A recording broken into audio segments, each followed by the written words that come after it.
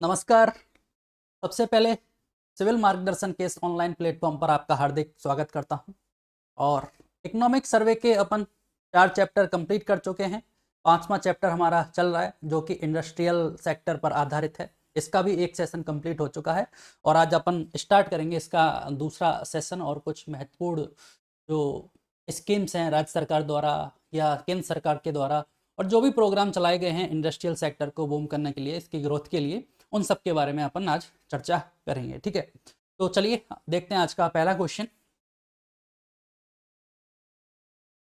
तो देखिए आज का पहला क्वेश्चन है, rising Rajasthan global investment summit 2024 के दौरान कितने देश भागीदार देश के रूप में सम्मिलित हुए। ठीक है, तो राइजिंग राजस्थान का आयोजन किया गया दिसंबर में 2024 में। और इसमें जो भी अंतर्राष्ट्रीय निवेशक, बड़े हमारे देश के उद्यमी जगत के बड़े व्यापारी और राज्य सरकार के सभी जो पदाधिकारी हैं देश विदेश से आए, सभी ने इसमें पार्टिसिपेट किया। बहुत लगभग काफ़ी देशों ने भाग लिया था इसमें। 32 देशों ने इसमें आपके भाग लिया था। ठीक है, 32 देशों ने इसमें पार्टिसिपेट किया था। इन 32 में से आपके 17 देश ऐसे थे जो भागीदार देश थे। ठीक है, भागीदार देश मतलब पार्टनर कंट्रीज। पार्टनर कंट्रीज का मतलब हो गया कोई भी स्कीम चलाई अपन ने और उसमें उनकी सहभागिता है। ठीक है, तो क्वेश्चन तो हमारा यहाँ सॉल्व हो जाता है कि rising Rajasthan global investment summit 2024 के दौरान कितने देश भागीदार देश के रूप में सम्मिलित हुए थे। तो टोटल इसमें 32 देशों ने भाग लिया था, जिसमें 17 देश हमारे भागीदार कंट्रीज थे। अब इसके अलावा कुछ इंपॉर्टेंट फैक्ट्स के बारे में जाने तो आपको पता होना चाहिए कि राइजिंग राजस्थान का आयोजन कब किया गया था। तो इसका आयोजन आपको पता है 9 से 12 दिसंबर को इसका आयोजन किया गया 2024 को। ठीक है, उद्देश्य की बात करें तो राजस्थान में निवेश को आकर्षित करना, राजस्थान की जो अर्थव्यवस्था है उसको विकसित करना, और ये हमारा इसका उद्देश्य था। ठीक है, इंडस्ट्रियल सेक्टर को बूम करना। अब इसमें कुछ कुछ प्रोग्राम किए गए जैसे जो कि हमारी आगामी एग्जाम्स हैं उनकी दृष्टि से महत्वपूर्ण है। तो इसमें आपके 10 तारीख को 10 दिसंबर को, ठीक है, 10 दिसंबर को प्रवासी राजस्थानी कॉन्क्लेव का आयोजन किया गया। मतलब जो राजस्थान के जो लोग हैं बाहर रहते हैं उनके द्वारा इस अपनी मातृभूमि पर क्या निवेश को आकर्षित किया जाए, उनके द्वारा पैसा लगाया जाए, इस बात के लिए 10 दिसंबर को प्रवासी राजस्थानी कॉन्क्लेव का आयोजन किया गया। और यहाँ से एक घोषणा की गई कि हर एक 10 दिसंबर को क्या मनाया जाएगा, प्रवासी राजस्थान दिवस मनाया जाएगा। ठीक है, इसी प्रकार एक दूसरा आपके 10 के बाद 11 दिसंबर 2024 को एमएसएमई कॉन्क्लेव का आयोजन किया गया। ठीक है, एमएसएमई के क्षेत्र में निवेश को प्रोत्साहित करने के लिए, एमएसएमई को जो सूक्ष्म लघु मध्यम उद्यम है उनको बढ़ावा देने के लिए एमएसएमई कॉन्क्लेव का आयोजन किया गया था। कितने, 11 दिसंबर को। ये भी अपने को याद रखना होगा।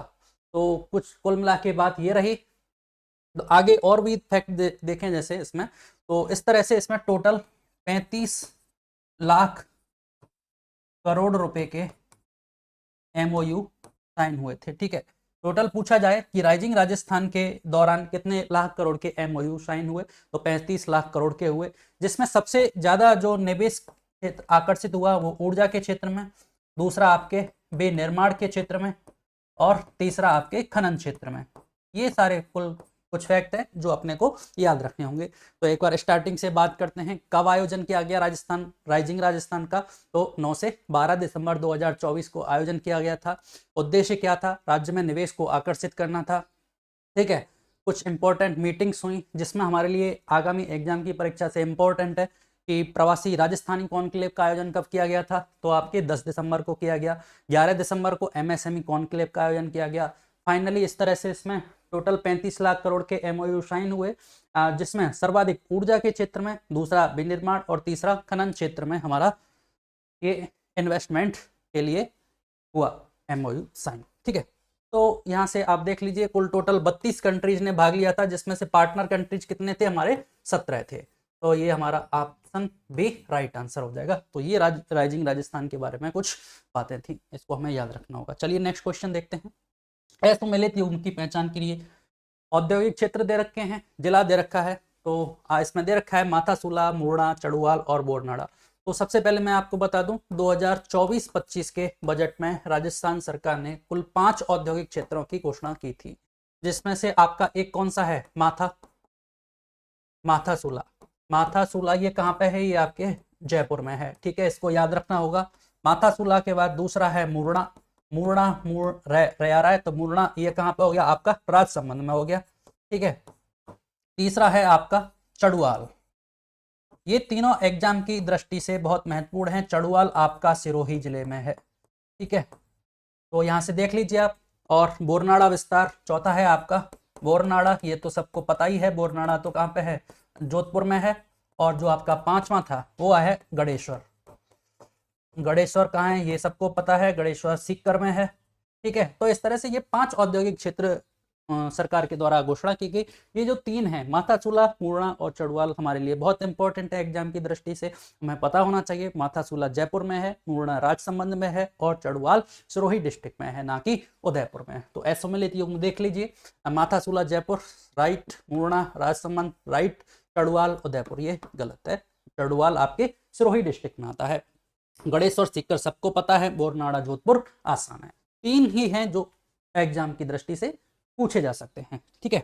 चलिए next question. Integrated resource recovery park की बात की गई है। हाल ही में सरकार के द्वारा इंटीग्रेटेड रिसोर्स रिकवरी पार्क की घोषणा की गई। तो इसका पर्पज क्या है, इसका पर्पज है आप क्या, पर्यावरण संरक्षण और दूसरा पॉल्यूशन कंट्रोल। तो ये तो अपने लिए इतना खास, चलो ये भी याद रखेंगे, इंटीग्रेटेड रिसोर्स रिकवरी पार्क की स्थापना क्यों की गई है, पर्यावरण संरक्षण और पॉल्यूशन कंट्रोल इसका उद्देश्य था। लेकिन हमें ये पता होना चाहिए कि ये स्थापना कहाँ की गई है। तो ये आपका एक औद्योगिक क्षेत्र है थौलाई। थौलाई कहाँ आता है,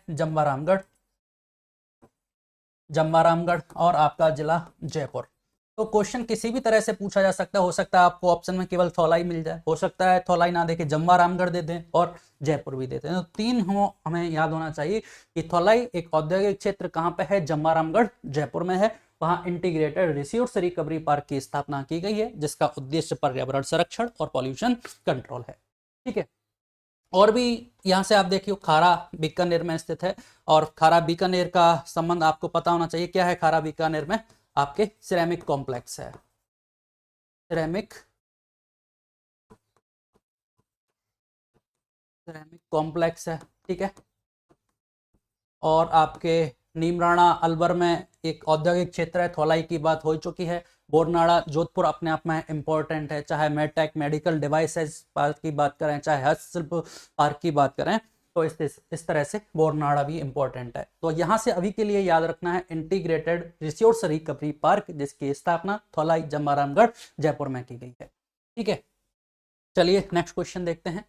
राजस्थान सरकार द्वारा एमएसएमई इकाइयों को प्रोत्साहित करने के लिए किस पोर्टल की शुरुआत की गई है। सरकार का पूरा जो ध्यान है इस एमएसएमई सेक्टर है, सूक्ष्म लघु मध्यम उद्यम, इनको विकसित करने के ऊपर पूरा फोकस है। तो एमएसएमई से क्वेश्चन आना आपका पक्का है, चाहे कुछ भी क्वेश्चन आए, चाहे एमएसएमई की डेफिनेशन जिसको हाल ही में परिवर्तित करके कुछ आंकड़े नए बताए गए हैं वो हो, चाहे एमएसएमई ने इकाइयों को प्रोत्साहित करने के लिए किस पोर्टल की स्थापना की है। यहाँ से इसको देखते हैं एक बार। तो यहाँ से राज्य सरकार ने एक पोर्टल बनाया है आपका राज उद्योग मित्र पोर्टल, ठीक है। क्या करेगा ये, एमएसएमई की जो प्रक्रिया है उसके सरलीकरण के लिए जो भी पोर्टल बनाए गए हैं, जितने भी पोर्टल हैं, उनका केवल एक ही पर्पज है कि कामों को शीघ्रता से निपटाया जाए, ठीक है। तो यहाँ से राज्य सरकार द्वारा एमएसएमई इकाइयों को प्रोत्साहित करने के लिए पोर्टल बनाया गया राज उद्योग मित्र पोर्टल, ठीक है। एमएसएमई की प्रक्रिया को, इनकी स्थापना को सरलीकरण के लिए ये पोर्टल बनाया गया। ऑप्शन देखो क्या है, G2B पोर्टल है, गलत हो गया। राज्य उद्योग आश्रय पोर्टल है ना, राज्य उद्योग आधार पोर्टल, राज्य उद्योग मित्र पोर्टल। तो ऑप्शंस में भी काफी कंफ्यूजन, काफी क्लोज ऑप्शन होते हैं, इसलिए हमें ध्यान से देखना होगा, याद रखना होगा कि राज्य उद्योग मित्र पोर्टल है जिसकी स्थापना सरकार के द्वारा की गई है और ए ऑप्शन अपना राइट आंसर होगा, ठीक है। चलिए नेक्स्ट क्वेश्चन, एमएसएमई की ही बात की गई है। राजस्थान एमएसएमई नीति 2024 के अनुसार एमएसएमई को ऋण पर कितने प्रतिशत अतिरिक्त ब्याज सब्सिडी प्रदान करने का प्रावधान किया गया है। तो एमएसएमई 2000 नीति जो 2024 है, इसके अनुसार एमएसएमई को ऋण पर, मतलब सूक्ष्म लघु मध्यम जो उद्योग हैं उनको ऋण पर कितने प्रतिशत अतिरिक्त ब्याज सब्सिडी, तो पहले कितनी दी जा रही है, अब अतिरिक्त है तो उसके बारे में क्या प्रावधान किए गए हैं ये हमें देखना है। ठीक है, तो सबसे पहले आपको पता होना चाहिए, पिछली क्लास में हमने चर्चा की थी Rajasthan investment promotion scheme RIPS के बारे में, और इस रिप्स के बारे में ये देखा था कि जो विनिर्माण उद्योग है उस विनिर्माण के लिए, मैन्युफैक्चरिंग सेक्टर के लिए 50 लाख तक के ऋण का प्रावधान किया गया था, और वहीं सेवा क्षेत्र के लिए 25 लाख के ऋण का प्रावधान किया गया था। और हमने ये देखा था कि इनके लिए 7 वर्षों तक जो राज्य कर हैं उन पर राज्य करों पर 75% सब्सिडी का प्रावधान किया गया था। ठीक है, ये हमने रिप्स योजना के तहत देखा था। तो इन्होंने ये लाके आए एमएसएमई नीति 2024। इसमें कहा गया कि जो रिप्स योजना के तहत अपन जो 50 लाख दे रहे हैं ना, उस 50 लाख पे आपको जो चयनित होंगे एमएसएमई के लिए, एमएसएमई के लिए जो चयनित होंगे उस पर 2%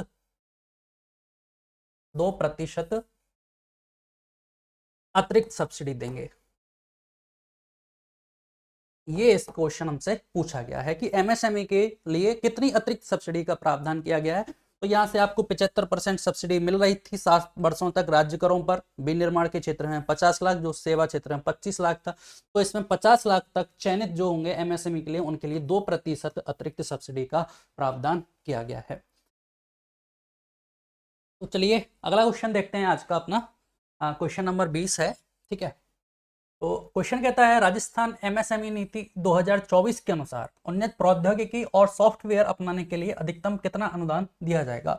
इसका एमएसएमई नीति में प्रावधान किया गया है, अगर कोई भी बिजनेस, कोई भी अपना जो उद्योग है वो भारत सरकार या भारत की किसी भी कंपनी की कोई टेक्नोलॉजी है या सॉफ्टवेयर है उसका अपने उपयोग करते हैं तो उसके लिए कुछ अनुदान दिया जाएगा। ठीक है, तो ये क्या है इसको देख लीजिए। तो इसमें कितना अनुदान मिलेगा, तो आपको इसमें मिलेगा अपने जो भी व्यय करेंगे उस व्यय का 50%, जो कि मैक्सिमम कितना 5 लाख रुपए का।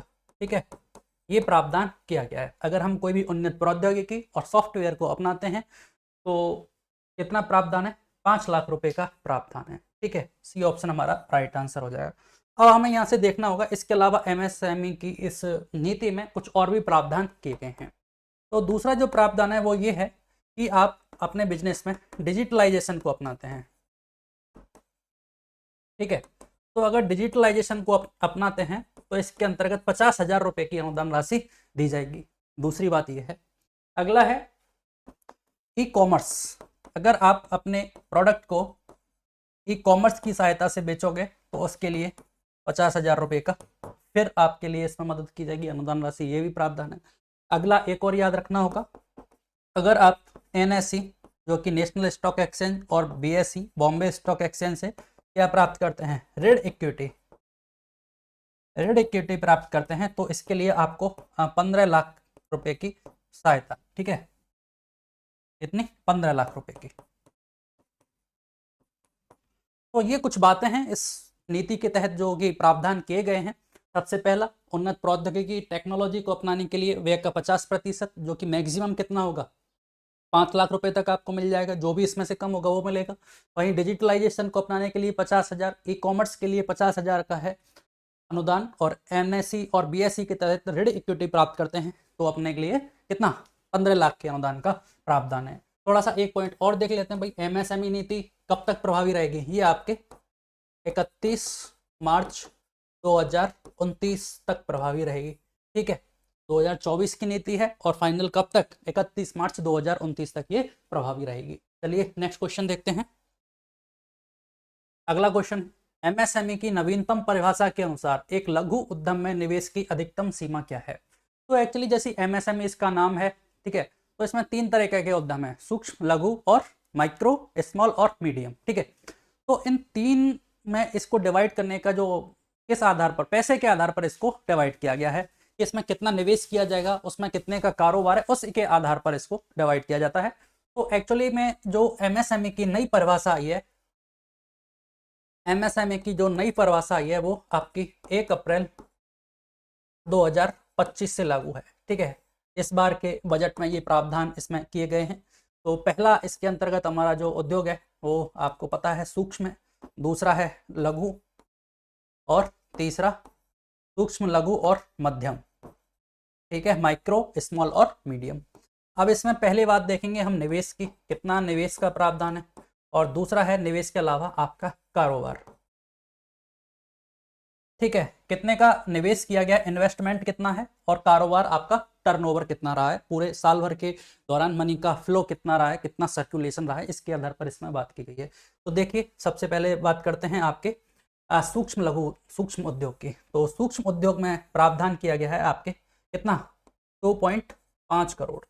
अगर आप एक साल के अंतर्गत 2.5 करोड़ का किसी बिजनेस में निवेश करते हैं तो वो सूक्ष्म की कैटेगरी में आएगा।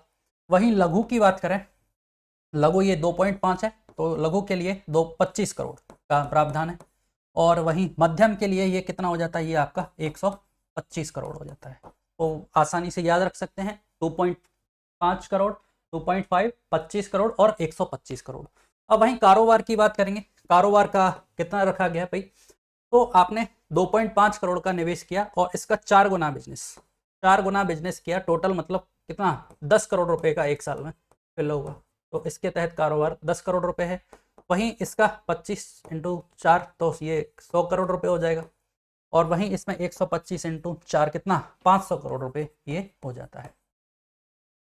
ये एमएसएमई की नई परिभाषा है। अब यहाँ से क्वेश्चन बनता है, और आने वाले जो भी एग्जाम है उसके लिए बहुत ही इंपॉर्टेंट है, क्योंकि एमएसएमई अपने आप में बहुत इंपॉर्टेंट टॉपिक है। चाहे राज्य सरकार की बात करें, चाहे केंद्र सरकार की बात करें, चाहे इंडस्ट्रियल सेक्टर की बात करें, सरकार का पूरा की पूरा ध्यान एमएसएमई पर प्रमोट करने पर है। तो यहाँ से क्वेश्चन जैसे यही बना है कि एमएसएमई की नवीनतम परिभाषा के अनुसार एक लघु उद्यम में निवेश की अधिकतम सीमा कितनी है। अब आप देखो लघु उद्यम कितना है, लघु उद्यम और इसमें निवेश तो ये 25 करोड़ है।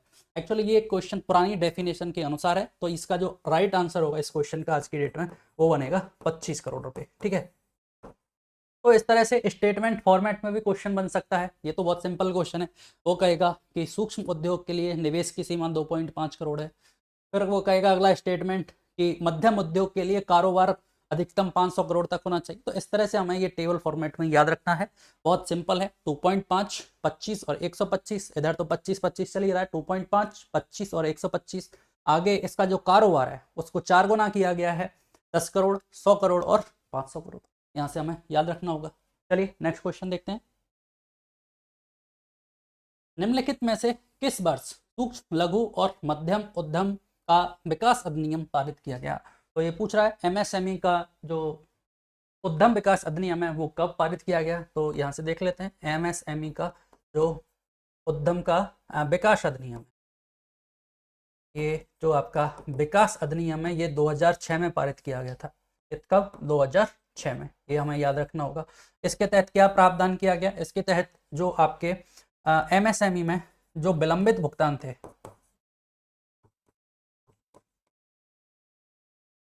विलंबित भुगतान है, विलंबित भुगतानों के निपटान के लिए, ठीक है, इसमें क्या बनाई गई, आपकी सुविधा परिषद, एमएसएमई की सुविधा परिषद का गठन किया गया। और इसके तहत कुल कितनी सुविधा परिषद, 17 या 14, एक बार हमने देखना पड़ेगा कि कितनी सुविधा परिषदों का, तो एक बार हम देख लेते हैं। 17 सुविधा परिषदों का इसमें गठन किया गया था टोटल। तो एमएसएमई जो मध्यम उद्यम विकास अधिनियम है वो 2006 में गठित किया गया था, इसका पारित किया गया था। और इसके तहत एमएसएमई में जो विलंबित भुगतान है उसके निपटारण के लिए इसमें सुविधा परिषदों की स्थापना की गई, जिनकी संख्या कितनी है, 17 है। ठीक है, चलिए नेक्स्ट क्वेश्चन देखते हैं। तो ये सारी बातें हमने आपसे एमएसएमई के बारे में की, किस वर्ष सूक्ष्म लघु मध्यम उद्यम विकास अधिनियम पारित किया गया, है ना। और ये यहाँ एमएसएमई की नवीनतम परिभाषा देखी। अब यहाँ से एक चीज़ ये देख चुके हैं अपन, ठीक है, चलो ठीक है, कोई दिक्कत नहीं। हाँ, तो आप देखिए, सबसे पहले जो मोस्ट इम्पॉर्टेंट बात थी एमएसएमई के बारे में वो इसकी परिभाषा ही है, जिसके अंतर्गत 3 पार्ट में इन उद्योगों को डिवाइड किया गया है। सूक्ष्म लघु मध्यम जो आपके सामने है, इसके अंतर्गत निवेश कितना है, 2.5 करोड़, 25 करोड़ और 125 करोड़। ठीक है, कारोबार आपका 10 करोड़, 100 करोड़ और 500 करोड़। इस टेबल को अपन एज इट इज फॉर्मेट में याद रखेंगे तो हमें याद करने के लिए आसानी होगी। और ये कब से प्रभावी है, 1 अप्रैल 2025 से प्रभावी है। वही जो राजस्थान की एमएसएमई नीति 2024 है वो आपके 31 मार्च 2029 तक प्रभावी है। ठीक है, इसके अलावा हमने क्वेश्चन में क्या देखा, किस वर्ष सूक्ष्म लघु मध्यम उद्यम विकास अधिनियम पारित किया गया, 2006 में पारित किया गया। एमएसएमई में जो विलंबित भुगतान है उनके निपटारण के लिए इसमें सुविधा परिषदों की स्थापना की गई जिनकी संख्या 17 है। और इससे प्रीवियस क्वेश्चन में हमने क्या देखा है, हाँ, एमएसएमई नीति 2024 के अनुसार ये कुछ प्रावधान है जिसमें अगर आप उन्नत प्रौद्योगिकी को अपनाते हैं, टेक्नोलॉजी को अपनाते हैं, सॉफ्टवेयर का यूज करते हैं तो आपको व्यय का 50% मिलेगा, जो कि मैक्सिमम कितना है, 5 लाख रुपए तक है। ई कॉमर्स का यूज करते हैं, डिजिटलाइजेशन अगर ये आप यूज करते हैं तो इसके लिए 50-50 हज़ार का प्रावधान है। एनएससी बीएससी से ऋण इक्विटी लेते हैं तो 15 लाख तक का प्रावधान है। इससे पहले हमने देखा राजस्थान एमएसएमई नीति के अनुसार ऋण पर कितने परसेंट अतिरिक्त ब्याज, तो हमने बात की थी भाई रिप्स के तहत विनिर्माण के क्षेत्र में 50 लाख का प्रावधान था, तो इस पर आपको जो एमएसएमई के लिए चयनित किया जाएगा उस पर 2% अतिरिक्त सब्सिडी प्रदान की जाएगी। ठीक है, ये फिर द्वारा एमएसएमई इकाइयों को प्रोत्साहित करने के लिए सरकार ने पोर्टल बनाया, राज्य उद्योग मित्र पोर्टल। ठीक है, ये बात अपन कर चुके हैं, तो ये सारी बातें हमें एमएसएमई के बारे में याद रखना है। ठीक, तो चलिए अगला क्वेश्चन देखते हैं। अगला क्वेश्चन है मुख्यमंत्री लघु उद्योग प्रोत्साहन योजना के बारे में पूछा गया है कि तहत लघु उद्योगों को प्रोत्साहित करने हेतु अधिकतम कितना सब्सिडी युक्त ऋण प्रदान किया जा रहा है। नाम से क्लियर है कि मुख्यमंत्री लघु उद्योग प्रोत्साहन योजना मतलब लघु उद्योग, जो 3 प्रकार के उद्योग थे, सूक्ष्म लघु मध्यम, तो लघु उद्योगों के लिए अलग से योजना बनाएगी राजस्थान में, मुख्यमंत्री लघु उद्योग प्रोत्साहन योजना। तो ये योजना कब से लागू की गई, आपके 13 दिसंबर 2019, याद रखना है, डेट याद रखनी है, 13 दिसंबर 2019 की योजना है। और लघु उद्योगों को प्रोत्साहित करने के लिए सरकार ने प्रावधान किया कि हम आपको कुछ ऋण देंगे जिस पर ब्याज अनुदान दिया जाएगा। अब इसमें भी 3 कैटेगरी रखी गई। ठीक है, तो पहली कैटेगरी रखी गई, इसमें सरकार देगी आपको 25 लाख रुपए। ऋण कितना है, ऋण की राशि है 25 लाख रुपए। ठीक है, इस पर सरकार ने कहा अगर 25 लाख रुपए की राशि पर हम दे देंगे आपको 8% सब्सिडी। ठीक है, वहीं दूसरी बात, 25 लाख के बाद दूसरा जो राशि है वो है आपकी 5 करोड़। 5 करोड़ की राशि पर अगर आप 5 करोड़ तक की ऋण लेते हैं तो उस पर 6% का सब्सिडी मिल जाएगा। और तीसरा है अपना 10 करोड़ रुपए की राशि। ठीक है, 10 करोड़, तो 10 करोड़ की राशि पर कितना, 5% की हमें ब्याज सब्सिडी दी जाएगी। तो क्वेश्चन में क्या पूछा गया है कि लघु उद्योगों को प्रोत्साहित करने हेतु अधिकतम कितना सब्सिडी युक्त ऋण मिल जाएगा। तो अधिकतम तो आप देख पा रहे हैं कितना है, 10 करोड़ रुपए का प्रावधान किया गया है, और जिस पर सब्सिडी कितनी है, 5% की सब्सिडी है, तो अपना डी ऑप्शन राइट आंसर हो जाएगा। तो ये टेबल हमें याद रखनी होगी, इस स्कीम के अंतर्गत इतना ही। अभी एक्चुअली इसमें क्या किया है, इस स्कीम में ये 2019 की स्कीम थी, 13 दिसंबर 2019 की, तो इसमें बजट 2022-23 में एक प्रावधान किया गया कि अगर कोई व्यक्ति मतलब कृषि क्षेत्र से संबंधित लघु उद्योग स्थापना करता है, लघु उद्योग की स्थापना करता है, तो उसके लिए 1% अतिरिक्त का प्रावधान किया गया, और जो कि कितना हो जाएगा, 9% की सब्सिडी इसमें दी जाएगी। ये एक प्रावधान 2023-24 के बजट में जोड़ा गया था। तो 3 तो हमें याद रखने हैं, 25% ऋण कितना है, 25 लाख, 5 करोड़ और 10 करोड़, 8%, 6%, 5%। 2022-23 में इसमें एक प्रावधान किया गया कि अगर कोई व्यक्ति कृषि के क्षेत्र में लघु उद्योग स्थापित करता है तो उसको 1% अतिरिक्त सब्सिडी का दी जाएगी, और जो कितना है, 9% हो जाएगी। चलिए नेक्स्ट क्वेश्चन, एकीकृत क्लस्टर विकास योजना राजस्थान में कब तक प्रभावी रहेगी। पहली बात तो स्कीम को समझना होगा, एकीकृत क्लस्टर विकास योजना, जैसा कि नाम है, समझने में कोई स्पष्टीकरण है नहीं, एकीकृत क्लस्टर, लेकिन इस शब्द को पकड़िए। क्लस्टर मतलब जहां एक ग्रुप, जैसे कि 10 दुकान कपड़े की हैं, 10 दुकान परचून की है, इस तरह से ये क्लस्टर का मतलब ये है। तो सरकार ने अपने जो हस्तशिल्प है, हस्तशिल्प उद्योग है, हथकरघा है, ठीक है, और आपका एमएसएमई, ये कुछ उद्योग हैं, इनको प्रोत्साहित करने के लिए, ठीक है, इनको प्रोत्साहित करने के लिए, इनकी दक्षता को बढ़ाने के लिए एक स्कीम चालू की, एकीकृत क्लस्टर विकास योजना। और ये कब से चालू की, आपके 8 दिसंबर दिसंबर 2024 की स्कीम थी और वही 31 मार्च 2029 तक ये प्रभावी रहेगी। ये क्वेश्चन तो अपना यही हो गया। एकीकृत क्लस्टर विकास योजना राजस्थान में कब तक प्रभावी रहेगी? तो 31 मार्च 2029 तक प्रभावी रहेगी। सी ऑप्शन अपना राइट आंसर है। लेकिन स्कीम के बारे में देखना होगा, सरकार ने इनके लिए क्या प्रावधान किया ये हमें देखना है कि हस्तशिल्प हथकरघा एमएसएमई को प्रमोट किस तरह से किया जाता है। तो हस्तशिल्प के जो शिल्पकार हैं, बुनकर हैं, एमएसएमई में जो लगे हुए लोग हैं, इनके लिए सॉफ्ट इंटरवेंशन एक टर्म होती है, सॉफ्ट इंटरवेंशन। सॉफ्ट इंटरवेंशन का मतलब ये है कि ये अपने, जैसे आपका इनका कोई प्रोडक्ट है हस्तशिल्प का, ठीक है, तो उसकी पैकेजिंग कैसे करनी है, पैकेजिंग कैसे करनी है, उसकी मार्केटिंग कैसे करनी है, ठीक है, उसकी ई पैकेजिंग हो गई, मार्केटिंग हो गई, और उसका विपणन, उसका बेचना कैसा है, ई कॉमर्स का यूटिलाइज कर रहा है, तो उसको प्रमोट करने के लिए इसमें कुछ प्रावधान किए गए थे, ठीक है।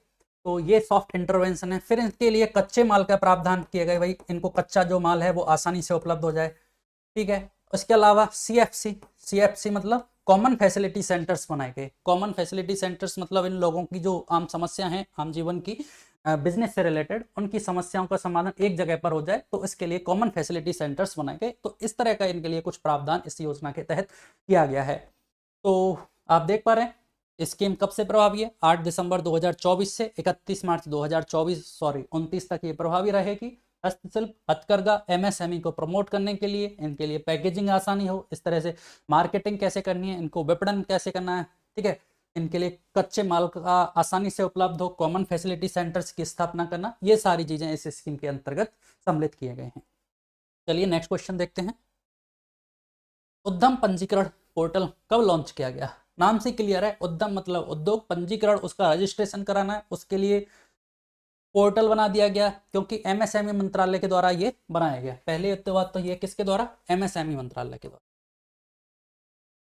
एमएसएमई मंत्रालय के द्वारा इसकी स्थापना की गई है। और कब की गई भाई, ये डेट देख लीजिए, 1 जुलाई 2020 से इसकी स्थापना की गई। कब से वर्किंग में है? 1 जुलाई 2020 से। क्योंकि जब अपन एक उद्योग की स्थापना करते हैं तो एक व्यक्ति को अलग अलग डिपार्टमेंट से कुछ ना कुछ परमिशन लेनी होती है, चाहिए होती है, तो वो समस्या उनकी एक ही जगह पे सॉल्व हो जाए, आसानी से पंजीकरण हो जाए, इसके लिए इस पोर्टल का एमएसएमई मंत्रालय द्वारा ये शुरू किया गया है। कब शुरू किया गया है? 1 जुलाई 2020। डेट याद रखनी है, 1 जुलाई 2020 को। ए अपना ऑप्शन ए राइट आंसर हो, ठीक है। चलिए नेक्स्ट क्वेश्चन है, युवा उद्यमिता प्रोत्साहन योजना के संबंध में सत्य कथन की पहचान करनी। नाम देखिए, युवा उद्यमिता प्रोत्साहन योजना, युवाओं को, युवा मतलब यूथ, तो उद्यमिता मतलब उद्यम, उद्यमों को क्या करना है? प्रोत्साहित करना है। युवाओं को उद्यम प्रोत्साहित, उद्योग स्थापित करने के लिए प्रोत्साहन करना है, या पुराने जो उद्योग हैं उनको हाइब्रिड बनाने के लिए या उनका अपग्रेडेशन के लिए युवाओं को प्रोत्साहित करना है। तो देखिए, तो सबसे पहले बात करते हैं, ये जो स्कीम है किसके द्वारा संचालित की? RFC, Rajasthan finance corporation. Rajasthan finance corporation क्या है? पैसा उपलब्ध कराता है किसके लिए? या तो नया उद्यम स्थापित करने के लिए, या जो पुराने उद्यम है उनको विकसित करने के लिए पैसा उपलब्ध कराता है। और आरएफसी कितने करोड़ तक? 20 करोड़ तक का इनका प्रावधान है। ये 20 करोड़ तक के रुपए उपलब्ध करा सकते हैं, और ये आपके राज्य सरकार के एक एजेंट की तरह, एजेंट अभिकर्ता की तरह, राज्य सरकार का एजेंट, राज्य सरकार का अभिकर्ता के तौर पर यह संस्था काम करती है। हमें ये पता होना चाहिए कि आरएफसी की स्थापना कब हुई। तो आरएफसी की स्थापना हुई आपके 1955 में, 1955 में स्थापना, और मुख्यालय इसका जयपुर में है। तो पहला क्वेश्चन ये, आरएफसी की बात करते हैं। आरएफसी की स्थापना कब हुई? 1955 में इसकी स्थापना हुई। हेडक्वार्टर कहाँ पे है? जयपुर में इसका हेडक्वार्टर है। और क्या उपलब्ध कराता है? पैसा उपलब्ध कराता है किसके लिए? या तो नवीन उद्यम स्थापित करने के लिए, या पुराने उद्यमों को विकसित करने के लिए। कितना पैसा उपलब्ध कराता है? 20 करोड़ रुपए तक का प्रावधान है। और जो ये स्कीम है आपकी युवा उद्यमिता प्रोत्साहन योजना, इस डिपार्टमेंट के द्वारा, इस कॉर्पोरेशन के द्वारा संचालित है, जो कि यूथ को उद्यम के प्रोत्साहन करने के लिए चलाई गई है। देखते हैं क्या प्रावधान किया गया है। तो पहले देख लेते हैं, इस स्कीम के तहत आपको मतलब 2 करोड़ रुपए तक का ऋण उपलब्ध हो जाता है। 2 करोड़ तक के ऋण पर 6% ब्याज सब्सिडी का प्रावधान किया गया है। पहला जो इम्पोर्टेंट बात है, पैसे वाली बात तो ये है। फिर इसमें युवाओं की बात की है तो युवा किसको माना जाएगा, तो 18 से 45 वर्ष तक के व्यक्ति है वो यूथ के अंतर्गत इसमें सम्मिलित किया गया है।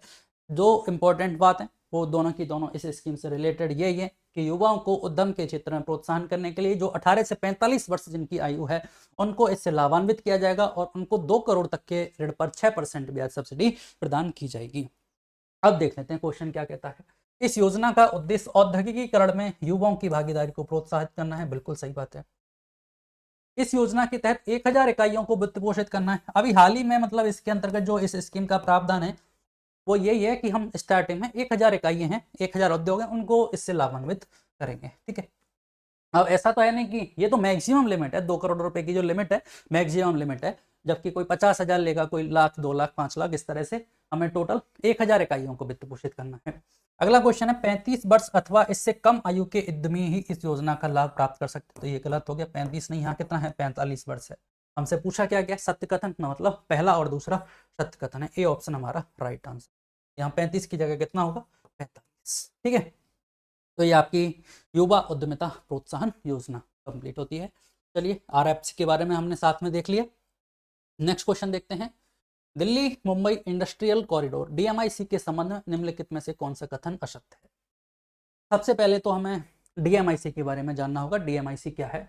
DMIC Delhi Mumbai industrial corridor. ठीक है। सबसे पहली बात करते हैं, कहाँ से प्रारंभ हो रहा है।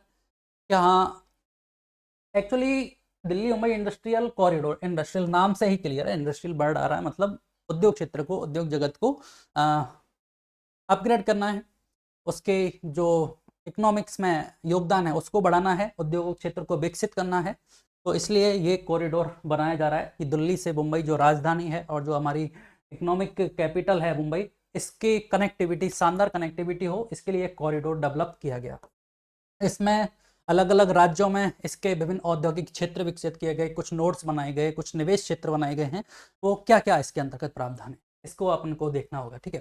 तो सबसे पहले ये डीएमआईसी है, कहाँ से स्टार्ट होता है, तो ये दादरी एक जगह है आपके यूपी में, वहां से प्रारंभ होता है और कहाँ तक है आपका जवाहरलाल नेहरू बंदरगाह, कहाँ, महाराष्ट्र में। पहली बात तो ये, इसका मतलब दादरी यूपी से प्रारंभ होगा और महाराष्ट्र तक के जेएलएन जो बंदरगाह है वहां तक ये विकसित होगा। ठीक है। इस बीच इसकी जो लंबाई है वो 1508 किलोमीटर है। ठीक है, 1508 किलोमीटर ये लंबा है। फिर इसमें जो सम्मिलित राष्ट्र हैं, तो कौन कौन से राज्य सम्मिलित हैं भाई, यूपी इसमें शामिल है, वो यूपी के बाद इसमें आपके आता है हरियाणा, हरियाणा के बाद इसमें राजस्थान, राजस्थान, एमपी, और 1 2 3 4, एक राज्य कौन सा बच गया आपका, गुजरात, और गुजरात से लेके ये महाराष्ट्र तक। इस तरह से ये आपके कितने राज्य हो गए, 6 राज्य हो गए, 6 राज्य सम्मिलित हैं। अब जब राजस्थान की बात आई है तो हमें इंपॉर्टेंट रखना होगा, राजस्थान में इसके संबंध में क्या प्रावधान है भाई। राजस्थान से ये 80, इसका जो 1508 किलोमीटर लंबा है तो इसका 38% जो भाग है वो राजस्थान से होकर गुजरता है, और इस 38% भाग में ये राजस्थान की 60% जो एरिया है, क्षेत्रफल है, उसको कवर कर लेता। 38% जो क्षेत्रफल है इस हाईवे का, कॉरिडोर का, उसके अंतर्गत ये राजस्थान के 60% एरिया को कवर करने की क्षमता रखता है। ठीक है। राजस्थान में इसके अलावा कैसे कवर करेगा, तो इसके अंतर्गत 5 नोड्स बनाए गए हैं। इस 5 नोड्स में आपके 2 तो निवेश क्षेत्र हैं, ठीक है, और 3 हैं आपके औद्योगिक क्षेत्र।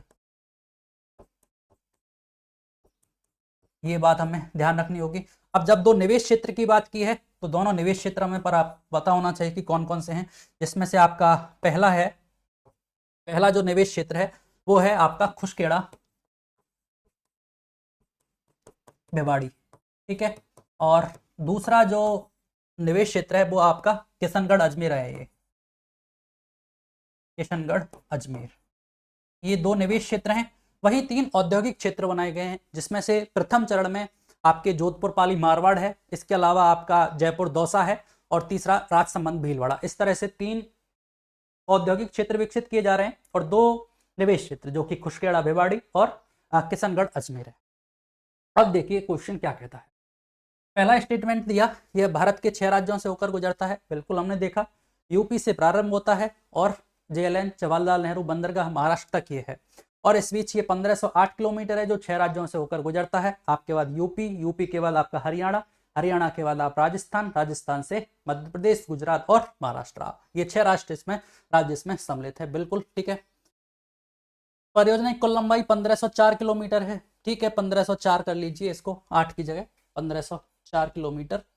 तो 1508, 1504 कोई बात नहीं, 1504 किलोमीटर इसकी लंबाई है, ये भी बात सही है। अगला है, इसके तहत प्रथम चरण में जोधपुर, पाली, मारवाड़ निवेश क्षेत्र तथा खुसखेड़ा, बेवाड़ी, नीमराणा औद्योगिक क्षेत्र विकसित किए गए हैं। इस बात को हमें याद रखना होगा कि जो खुसखेड़ा, बेवाड़ी, नीमराणा है वो औद्योगिक क्षेत्र नहीं है, यह एक निवेश क्षेत्र है। जबकि जोधपुर, पाली, मारवाड़ निवेश क्षेत्र नहीं है, ये एक औद्योगिक क्षेत्र है। इस तरह से वो इस क्वेश्चन में घुमाता है, बार बार घुमाता है। पहले भी क्वेश्चन पूछा गया है, फिर भी हमें याद रखना है 2 निवेश क्षेत्र हैं जो कि खुसखेड़ा, बेवाड़ी, नीमराणा है और दूसरा किशनगढ़, अजमेर।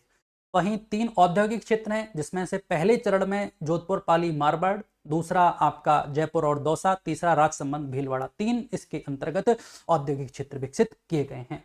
तो ये डीएमआईसी के बारे में कंप्लीट जानकारी होती है और इसके लिए इसका नाम दिया गया, ये अफसर का गलियारा भी कहा जाता है। अगर क्वेश्चन पूछा जाए निम्न में से अफसर का गलियारा किसे कहा जाता है, तो डीएमआईसी को अफसर का गलियारा कहा जाता है। ठीक है सर, चलिए नेक्स्ट क्वेश्चन। तो सी अपना इसका आंसर हो जाएगा, असत्य कथन हमसे पूछा गया है। चलिए next question. Rajasthan industrial development corporation की स्थापना कब हुई? राजस्थान इंडस्ट्रियल डेवलपमेंट कॉरपोरेशन, रिडको की स्थापना, एक्चुअली रिडको क्या काम कर रहा है, तो ये 15 मार्च 2022 को स्थापना की गई। और इंपॉर्टेंट बात, जो डीएमआईसी है उस डीएमआईसी का निर्माण कंस्ट्रक्शन कौन कर रहा है? ये रिडको के द्वारा ही इसका निर्माण किया जा रहा है। ठीक है, ये एक और जानकारी डीएमआईसी के बारे में कि इसका निर्माण कौन सी संस्था कर रही है, तो इसके निर्माण के लिए डीएमआईसी के लिए रिडको की स्थापना की गई है। जैसे रिको संस्था काम करती है, आपकी राजसिको काम करता रही है, आरएफसी काम है, ठीक है, रोड़ा है। इसी तरह से राज्य में इंडस्ट्रियल कॉरिडोर को डेवलप करने के लिए रिडको का गठन किया गया है 15 मार्च 2022 को, और ए ऑप्शन अपना राइट आंसर। ठीक है सर, चलिए नेक्स्ट क्वेश्चन। सम्मिलित कीजिए, विभिन्न पार्क और औद्योगिक क्षेत्र दे रखे हैं। आप देखिए, पहला है medtech medical device park, solar panel निर्माण पार्क, एग्रो फूड प्रोसेसिंग, हस्तशिल्प एवं फर्नीचर पार्क।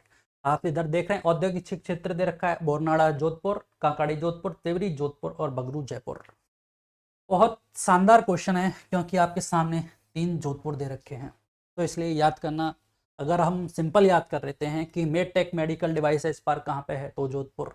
सोलर पैनल निर्माण पार्क है तो भी जोधपुर आंसर होगा। एग्रो फूड प्रोसेसिंग जोन कहाँ पे है, तो भी जोधपुर आंसर होगा। लेकिन हमें एग्जैक्ट याद रखना होगा कि किस औद्योगिक क्षेत्र में इसकी स्थापना की गई है। तो आपको पता होना चाहिए, मेडटेक मेडिकल जो डिवाइस पार्क है वो आपके बोरनाड़ा जोधपुर में इसको बनाया गया है। ठीक है, बोरनाड़ा जोधपुर। मेडटेक मतलब मेडिकल के क्षेत्र में जो भी उपयोगी डिवाइसेज हैं वो भी राजस्थान में निर्मित हों, उसके लिए इसका निर्माण किया जा रहा है, मेडिकल टूरिज्म को बढ़ावा देने के लिए। ठीक है, दूसरा है सोलर पैनल निर्माण पार्क। तो सोलर पैनल निर्माण पार्क है तो जोधपुर में ही, लेकिन कहाँ पे है? काकाड़ी इंडस्ट्रियल एरिया, ये हो जाएगा आपका जोधपुर। ठीक है, अगला है agro and food processing zone, ये कहाँ पे है? तो एग्रो फूड प्रोसेसिंग के बारे में बात करें तो ये आपका पहले से सुना हुआ है, तिवरी जोधपुर में। ठीक है, फिर बात करते हैं हस्तशिल्प एवं फर्नीचर की। तो जो हस्तशिल्प और फर्नीचर है, ठीक है, हस्तशिल्प और फर्नीचर पार्क, ये भी आपके कहाँ पे है? बोरनाड़ा जोधपुर में है। ठीक है, तो इस तरह से ये क्वेश्चन कंप्लीट हो गया। बगरू किसी में भी नहीं है, तो आप यहाँ से देखिए, medtech medical device park Boranada Jodhpur पहले में, एक सोलर पैनल निर्माण पार्क कहाँ पे है? काकाड़ी पहले में, दूसरे में 2 एग्रो फूड प्रोसेसिंग जोन 3 और हस्तशिल्प एवं फर्नीचर पार्क फिर बोरनाड़ा में होगा। तो 1 2 3 1, इस तरह से भी हमारे लिए पेपर में ऑप्शन बनाए हुए मिलते हैं। कई बार आरपीएससी ने ऐसा पूछा भी है। तो 1 2 3 1, ए ऑप्शन हमारा राइट आंसर हो जाएगा। आप यहाँ से देख रहे हैं 1 1 2 3 भी है ऑप्शन में, 3 2 1 1 भी है, तो काफ़ी डिफिकल्ट हो जाएगा। और आपके सामने 1 2 3 4 भी है, ठीक है। तो याद रखना है, इस तरह से भी ऑप्शंस बनाए जाते हैं एग्जाम में। बहुत इंपॉर्टेंट है, चारों की चारों याद रखने होंगे, वेरी वेरी इंपॉर्टेंट ये क्वेश्चन है। किसी भी पेपर में कभी भी किसी भी फॉर्मेट में आपसे पूछा जा सकता है। चलिए नेक्स्ट क्वेश्चन देखते हैं। राजस्थान वित्त निगम द्वारा विद्यमान उद्योगों के विस्तारीकरण हेतु कितने रुपए की वित्तीय सहायता उपलब्ध कराई जाती है? राजस्थान वित्त निगम, राजस्थान फाइनेंस कॉरपोरेशन, आरएफसी की बात की गई है। हमें पता है इसकी स्थापना कब की गई थी, 1955 में। हेडक्वार्टर ये जयपुर में है। सामने दे रखा है कि उद्योगों के विस्तारीकरण के लिए, इसके द्वारा उद्योगों के नए उद्योगों की स्थापना के लिए और वहीं जो पुराने उद्योग स्थापित हैं उनके विस्तारीकरण के लिए पैसा उपलब्ध कराया जाता है। तो कितनी राशि उपलब्ध कराई जाती है? तो 20 करोड़ रुपए की राशि इसके द्वारा, इस संस्था के द्वारा उपलब्ध कराई जाती है, ठीक है। तो आज की क्लास हम समाप्त करेंगे। ओके, धन्यवाद।